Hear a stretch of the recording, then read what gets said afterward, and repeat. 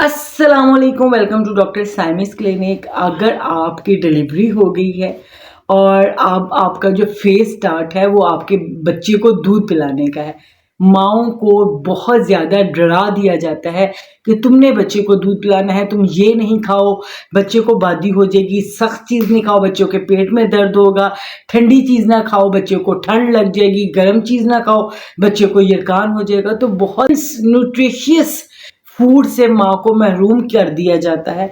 तो आज की वीडियो में हम देखेंगे कि क्या सच है और क्या मिथ है, और दूध पिलाने वाली माँओं को कौन सी चीज़ें खा लेनी चाहिए और कौन सी चीज़ें नहीं खानी चाहिए। क्या चीज़ें जो दूध पिलाने वाली माएँ जो खुराक खाती हैं उसका अफेक्ट बच्चे पर कितना ज़्यादा होता है। चलें जी, वीडियो को स्टार्ट करते हैं। मैं आपकी doctor स्मीना साइमी, a homeopath practicing in homeopathy from previous 24 years। दूध पिलाने वाली माएँ जब सबसे पहले तो उनके अंदर एक मिथ उन्होंने सुन रखा होता है, स्पेशली वो माएँ जिनका फर्स्ट प्रेगनेंसी होती है, पहला बच्चा होता है, उनको ये खौफ होता है। अभी दूध पिलाना जो है बहुत ही पेनफुल प्रोसेस है, इसमें बहुत ही दर्द होती है। तो ये एक मिथ है, इसमें कोई सच्चाई नहीं है। दूध पिलाने के लिए बच्चे को बहुत ज़्यादा सख्त करना पड़ता है, तो उससे आपको शुरू के दिनों में थोड़ी सी पेन हो सकती है। ये नहीं है कि ये बहुत ही पेनफुल इफेक्ट है। सेकंड मिथ क्या है जी, जब भी डिलीवरी होती है तो दूध हमेशा तीसरे दिन उतरता है। इतनी देर में क्या मिस्टेक करते हैं आप और आपके घर वाले के बच्चे को बॉटल पे ले आते हैं। जब बॉटल मिल्क बच्चे को दिया जाता है तो बॉटल के अंदर से दूध बड़ी तेजी से आ रहा होता है, जो बच्चे के लिए पीना बहुत इजी होता है। बच्चे को इतना ज्यादा सख्त नहीं करना पड़ रहा होता है, तो बच्चा सख्त करना ही वो सख्त करना ही नहीं सीखता है। ये एक मिथ है, ऐसा नहीं है।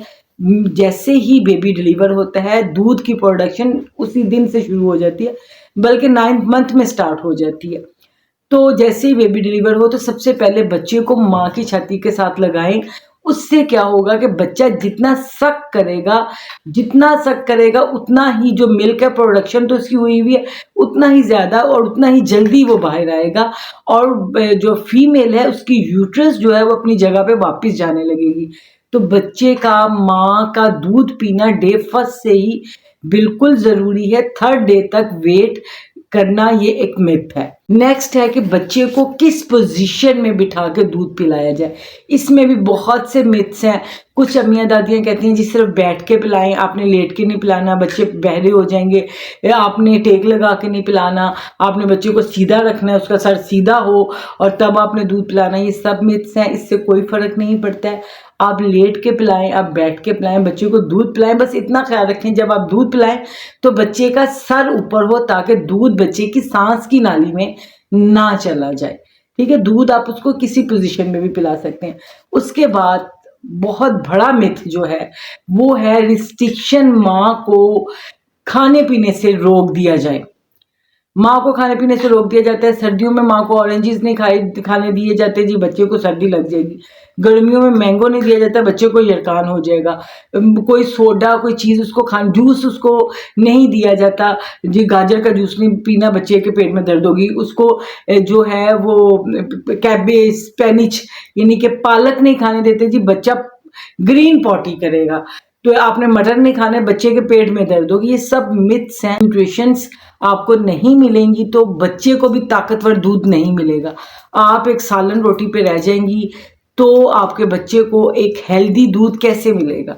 इसलिए ये सब मिथ्स हैं। कोई सख्त चीज़ खाने से, चने चबाने से बच्चे के पेट में दर्द नहीं होता, ऑरेंज खाने से बच्चे के पेट में दर्द नहीं होता, बच्चे को सर्दी नहीं लगती, पालक खाने से बच्चे को ग्रीन पॉटियाँ नहीं आती, मटर खाने से बच्चे के सीने पे फंस नहीं जाता। ये सब मिथ्स हैं, इसमें कोई हकीकत नहीं है।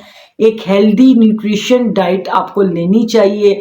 आप अंडा ले सकती हैं रोज़, आप मीट लें, वो रोज़ लें, मीट लें, आप सलाद लें, आप वेजिटेबल्स फ्रेश वेजिटेबल्स लें, आप कुक वेजिटेबल्स लें, आप जो है वो फ्रेश फ्रूट्स लें, आप ड्राई फ्रूट्स लें।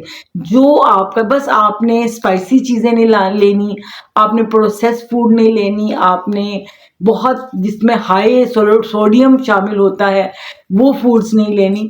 बाकी आप सब कुछ खा सकती हैं। और मिथ्स कहा जाता है कि अगर माँ किसी मेडिकेशन के ऊपर है तो बच्चे का दूध फ़ौरन से पहले छुड़ा दो। ये ना हो कि बच्चे को दूध के ज़रिए उस दवाई का असर आ जाए। तमाम दवाइयों के असर बच्चे के दूध के ज़रिए नहीं होता, और स्पेशली होम्योपैथिक मेडिसिन बच्चे के दूध के ज़रिए बच्चे के अंदर जाके कोई इफ़ेक्ट नहीं करती है। लिहाजा आपको अगर कोई प्रॉब्लम है, नज़ला, ज़ुकाम, खांसी है, बुखार हो गया, तो ये तो नहीं है कि अगर आपको 3 दिन बुखार रहेगा तो 3 दिन आप बच्चे को दूध नहीं पिलाएंगी।